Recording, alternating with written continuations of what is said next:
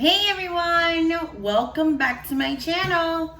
So today I'm gonna do a keto slang video. We're gonna go over lazy keto, strict keto, and dirty keto. So I'm sure if you ever looked into the keto diet, you've seen all these variations and you're wondering what does it mean, which one works, which one is better, is any of these unhealthy? So I'm just gonna go quickly, just a quick video, and I'm gonna run through what these three different keto slangs mean. So first off, let's do lazy keto. So lazy keto is when you don't track your macros. You just kind of like intuitively eat, if that's possible. So for example, let's say you eat low carb, high fat, but you're not writing them down. You're not seeing how much protein you're consuming, how much fiber. You're just eating. So that's lazy keto, and I think that works. Well, all of them work, but I think that works best for people who have been doing keto for a long time. They kind of already know like their routine, what kind of macros are already in certain foods. They're kind of eating the same kind of meals.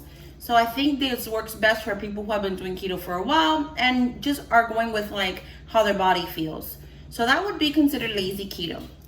So second of all, there is dirty keto.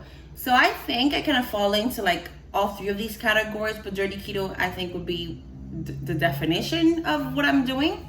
So dirty keto is when you're not going strictly organic, when you're not completely doing whole foods, but you are tracking. So you're looking at how much fat intake you're doing, how much protein, how many calories you're doing, how much carbs.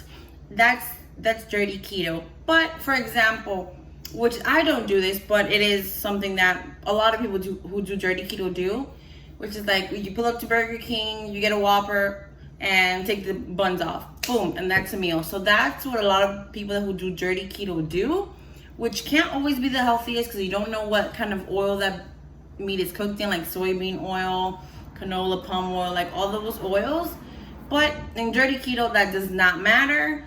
It does help for weight loss. You can still see amazing results with dirty keto. But something that's different from strict keto, people that do dirty keto do have like Diet Cokes, Diet Sodas, artificial sweeteners, Quest bars, things like that wouldn't fall under someone who's doing strict or clean keto. All right, so strict or clean keto, that is when you track your macros down to a T, when you're tracking ketones, when you're tracking glucose levels, when you're eating strictly whole foods, all organic, all grass-fed, fed finished meat, whatever it's called. When you're doing organic cage-free eggs, that's strict keto. That is when you are eating as clean as possible. You're not filling up your body with bad oils. You're cooking in olive oil, in avocado oil. You're having the bulletproof coffee. You're looking at ingredients on the back to see what kind of add-ons are in there. You're like very precise on having clean ingredients in your meals.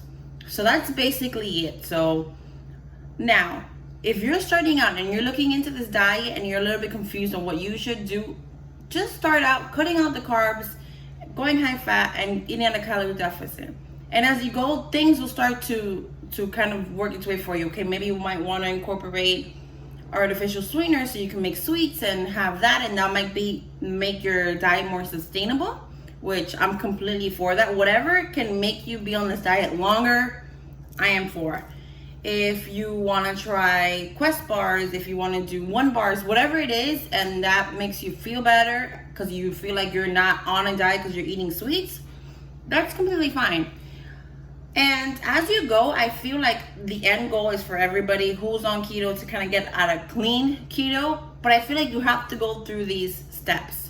You want to start cutting out things from your diet, but you want to be sustainable. You want to not feel left out when you go out to eat with your friends and your family members.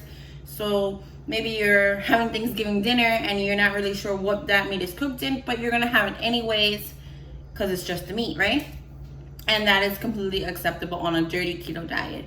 But as you go and you learn and you have weight loss, I feel like you start to worry more about the nutritional aspect of it, and then that's when people their mind starts to do like a whole change, and you worry more about what's in your food. What's your food being cooked in? What kind of sugars are being added to this food?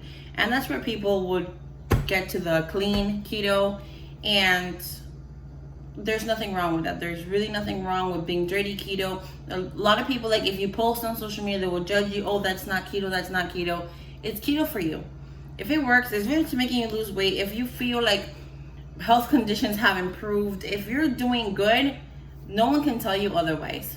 Go ahead and try it out, and it doesn't have to be a certain category. Like, there's dirty keto things that I do, but I don't do all of them. Like, I'm not running through a fast food place and just taking the buns off burgers and that's it.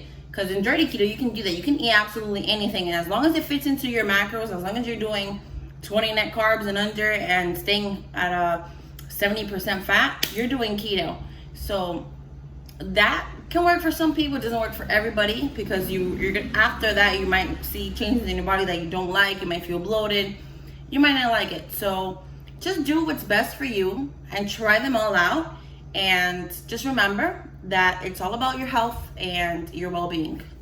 Nothing else matters. No opinions, no nothing. So anyways, guys, that's what I've started. When I started this diet, I completely cut everything out, and I was doing like strict clean keto. And then as it started to progress, I'm like, okay, I kind of want to add things in. I kind of want to do like diet sodas every once in a while. I want to do like baked goods, so I started getting artificial sweeteners.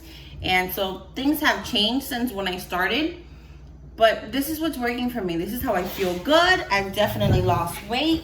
My waist is getting a lot smaller, like amazing.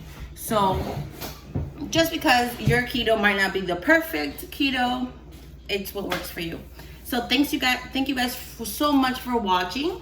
Have a great day. Don't forget to like, share, comment, and subscribe, and ring that bell for post notifications. Thank you. Have a great day.